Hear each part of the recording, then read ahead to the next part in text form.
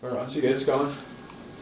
Your practice approach today looked a little bit more intense than usual. What is the approach this week? It was even more intense yesterday. And I want to get a look from up top just on how guys are competing. I think we can compete a lot harder than we have been, and I think that's the difference in tight games. Just having a will. It's we have skill, but we need to play with more will. Will always outduel skill. Every day of the week. And the team we're going up to play this weekend works really hard. They're heavy. They come at you hard. They play downhill, and we're going to have to compete a lot harder than we have been if we're going to have any success this weekend. So it's all about competing this week. It's all about playing hard and evaluating who wants to play the hardest. Obviously not the start you guys want. How do you not let frustration set in? Well, all you can do is draw on experience, right? At this point, after 10 games last year, we played CC and we were 3-6-1. Here we are 3-6-1 again. Never in a million years that I thought that would be our record, but it is our record. So we have to draw on experiences, and there's a lot of good things that I think we're doing. There's a lot of positives, but we still have yet to piece together really a complete team game. When I say that, it's like, to use a football analogy, it'd be like your offense, can't move the ball, but your defense is stopping the ball, or vice versa, or maybe your special teams stink. You talk about all three phases, and with us, we haven't put every phase of the game together yet. Last weekend we did it in stretches. We had great goaltending all weekend. The power play was really good Friday. It didn't get it done for us Saturday. We didn't get a big kill there in the second on Saturday. So it's just piecing together a complete game and a complete team effort that we haven't been able to do yet. And at the end of the day, that's on me. And I think that, in order to do that, you have to compete for 60 minutes.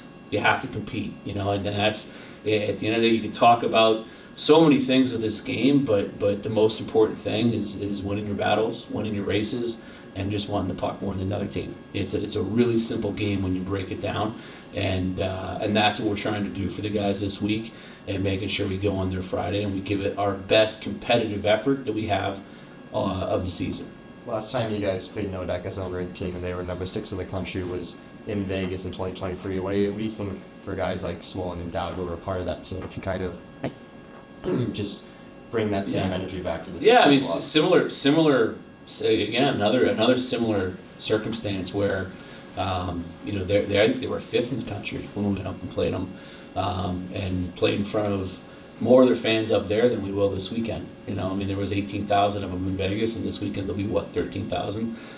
So we're excited. We're excited to go to the Ralph for the first time as a program. It's obviously a tremendous venue with a tremendous program and fan base, and so we're excited to go up there. And when you go into those type of environments, you have to use it to your advantage. You have to understand that right now, outside of our room, there's not many people that think we can go up and have success. We know we can.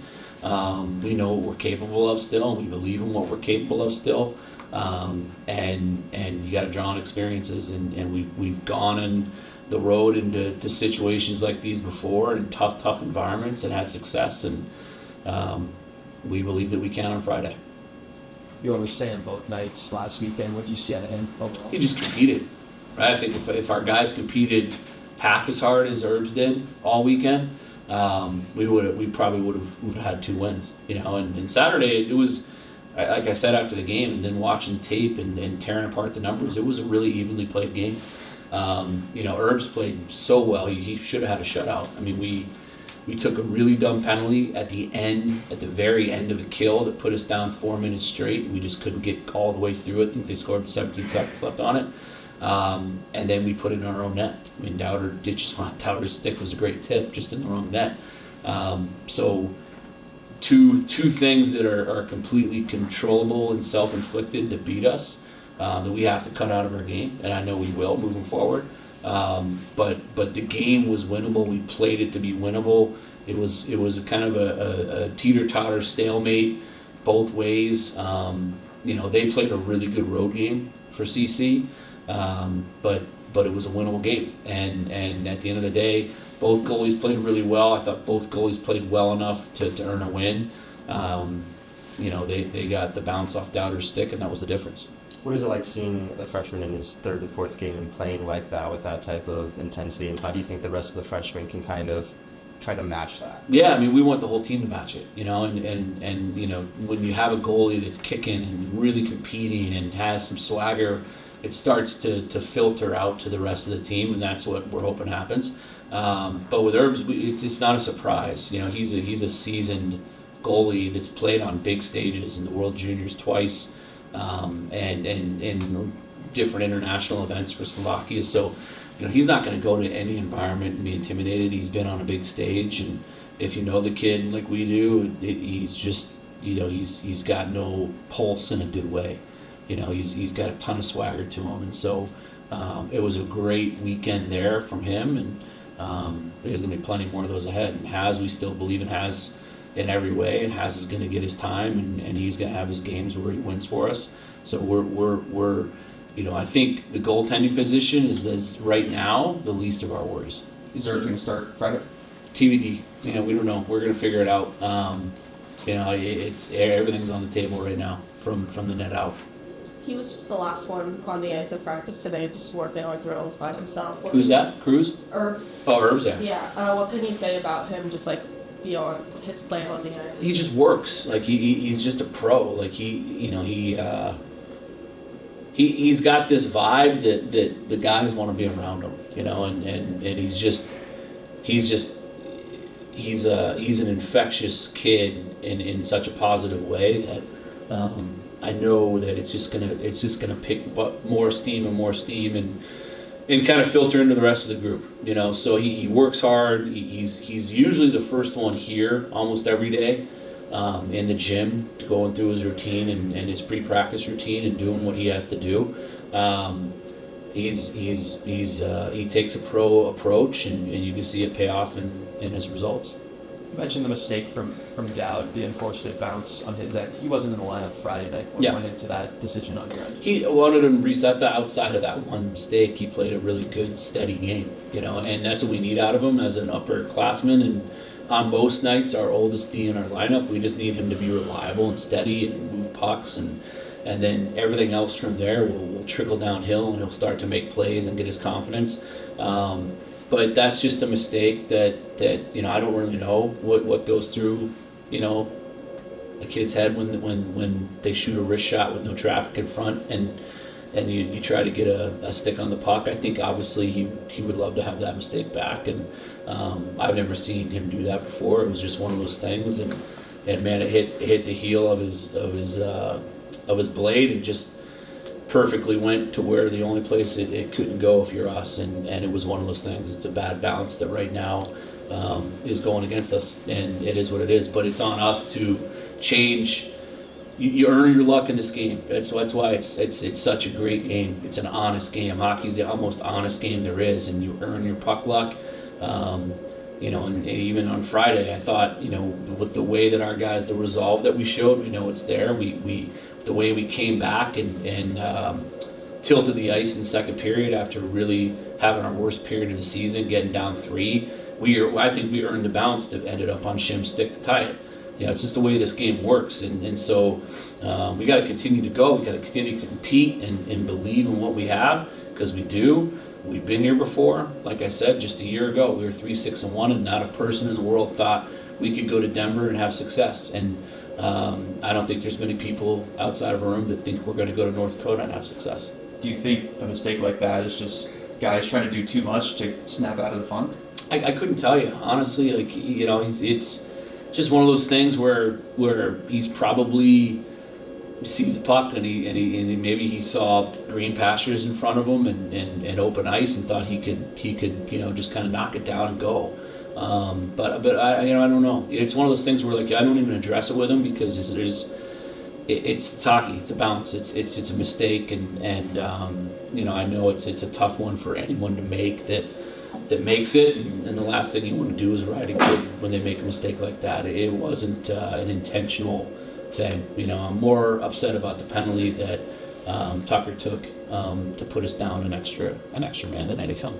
It's the second year in a row you'll be facing an ex-player on no deck in the crease. Were there any emotions that you noticed with your team who played with TJ last year? You mean Gibby? All right, well, Yeah. Gibby, oh, we yeah. played TJ last year. No, I mean, look, like it's we knew we had two really good goalies coming in, and Gibby could have come back, and so we have no ill will towards Gibby. He wanted to go and get a fresh start somewhere else, and we're happy for him. I'll always cheer for kids like him as long as we're not playing them. So anytime I can see a game and he's in net, I'm cheering for him. He's a good kid. He's a great human being.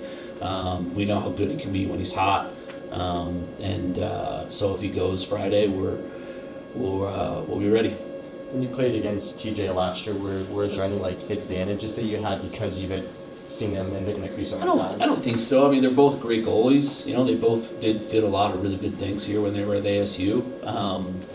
But we know where we think we can expose everybody that we play through pre-scouting and video, and so it's really no different. Maybe a little bit more than others because we've seen him play so much, but we also know how good he can be. He when he's on and he's playing on top of his game, he's a really tough goalie to beat. So we'll see how she goes. Flight delays have been a pretty hot topic so far, and this is your third road trip of the season. Has there been any discussion throughout the department as a whole as to how to deal with potential either delays or cancellations across the country? No, not really. Obviously, it's a concern for us this weekend. We're fortunate because we're going to charter up, so it won't affect us this weekend. But moving forward, it's obviously something that we're going to have to look at. I think that when we go east, like we went to Miami, we leave on Wednesday just in case there's any sort of travel difficulty to give you a buffer. But with this, we're not too concerned, and then we won't go back on the road for well over a month, because we're home against Ohio State and Denver, and then we have a week off, and then we go to Duluth, and then we're done for the semester. So for us right now, we're just focused on winning hockey games. You have quite a schedule gauntlet ahead of you this next few series. Does the approach change at all with having such a young team and trying to ready them for that? It's just one game at a time. You have no choice. I mean, our schedule this first half is wow. It's going to be interesting to see where our strength of schedule ranks after Duluth. But if you look at what we have 6 in Nodak, and then we're back home against 5 Denver, and then home against 17 Ohio State, and then on the road against 3 Duluth. So we're going to get better from it. It's what it's all about. It's why these guys came here. It's how you get better. It's how a young team for sure gets better no matter the result.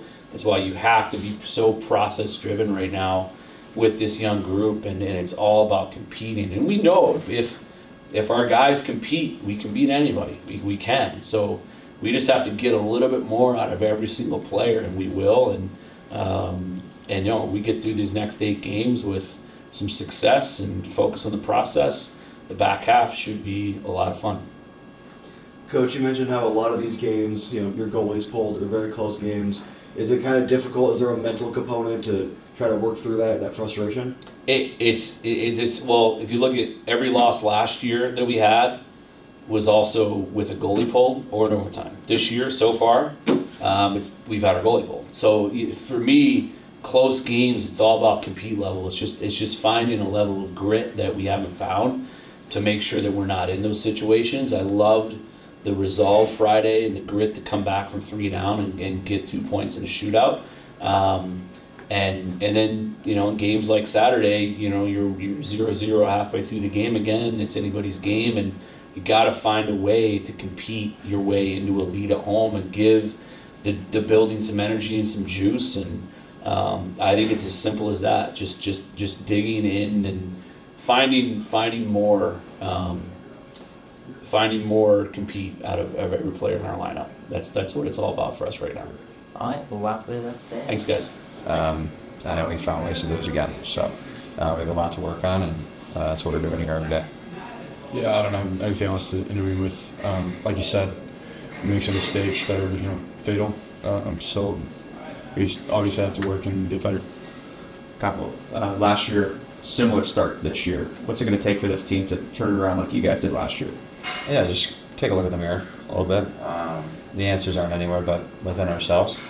I think we need a little bit more belief in ourselves before we can, believe in each other and what we're trying to do. It's just having that confidence that we are capable of doing this stuff. We just got to take the right steps forward. But Joel, are you guys changing your structure or system at all in the D zone as the season's gone on? No, not that much. I feel like we gotta trust our process, but obviously we gotta get better at it.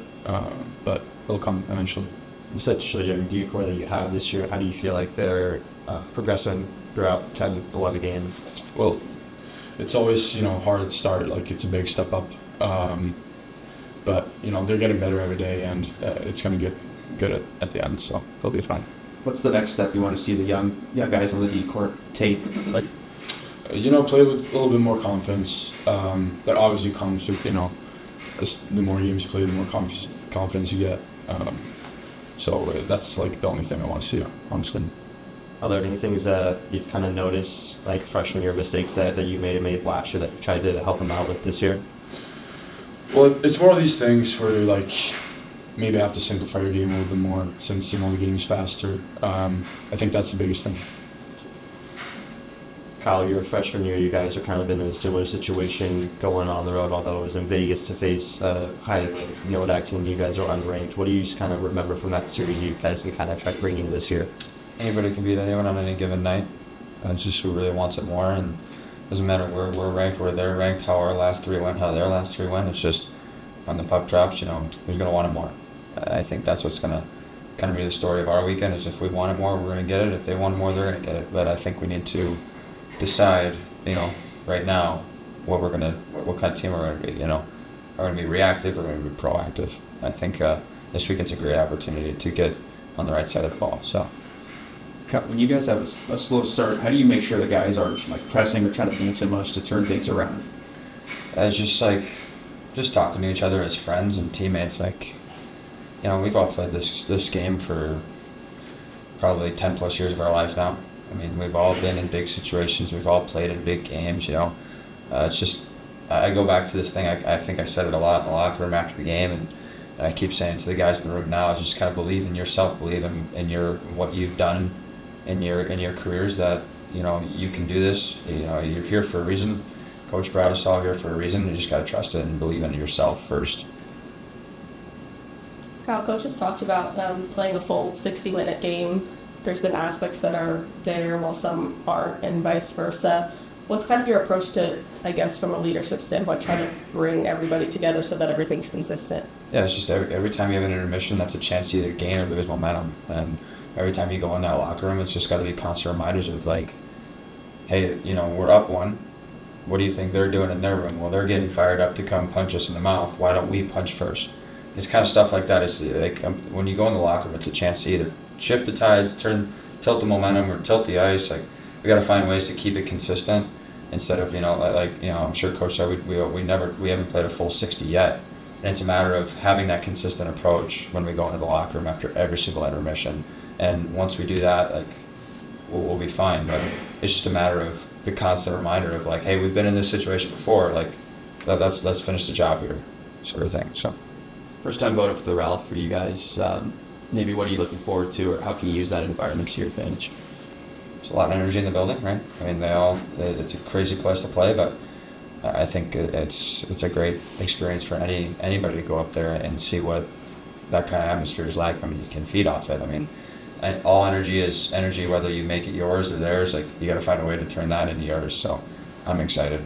I've never played there. I've played in Fargo for 4 years before I came here, so I kind of know what it's all about. So I'm very excited to get up there and get a chance at it. Yeah, sometimes being the underdog is, fun. So we just got to use that energy and, make the best out of it. For both of you, obviously familiar face of that for NODAC. How do you guys game plan against it, Gibby? Well, I think we just got to kind of focus on ourselves first, right? We have a lot more to worry about than who's in net for them. I think it's a matter of just doing what we do, getting to the net, and just kind of fixing the things that we've been struggling with, playing a full 60, winning face-offs, defending hard. All those things are important, and I think are the things we got to look at first. Cool. So no, I was gonna say like you said, it doesn't matter who's in net. you just got to score. For some of you guys had a pretty intense practice yesterday and today too. How big do you think that is to kind of get the ball rolling for this weekend? Yeah, I think it's always important, like we talk about how we need more, more passion, more desire, more confidence. So the only way to do that is to kind of like sometimes go at each other a little bit, Since we're not doing it in the games, we kind of got to get after each other to really unlock what we have to do in a game. Like sometimes you got to give a few pushes and shoves and a few bumps in practice to be able to do it in a game. Right now I think we're practicing harder than we are playing, and I think we need to tilt that and flip that, and we gotta channel that practice energy into the game, and the only way to do that is to commit to it and do it in practice. Yeah, I don't know anything else to say. I think you nailed on that. What's the frustration in the locker room been like after these losses where they are such close games? Yeah, I mean, these guys are. We know we're not playing well. It kills us because we know we're capable of so much more, and we're not putting it out there. It kills us. It stings. It really hurts. I see it every time. It's just eventually, we're sick of it. We want to stop it just as much as everyone else wants to see us stop it. Like we want to play better. Like it is. We're all passionate about this program. We're all passionate about winning for this team, and when you don't get the job done, it kills you. It just you can't feel anything but responsible for what we've achieved over these last 7 games. Joel, for you, Urban's had pretty good games so far this year. What have you seen from him, and how is he as a teammate? He's great. Like always positive. Like every morning, he's always going. Brings energy. He moves really well as a goalie, even though he's a little bit undersized. He moves really, really well. So for him to step in like that, it's been great. Thanks, guys. Thank you.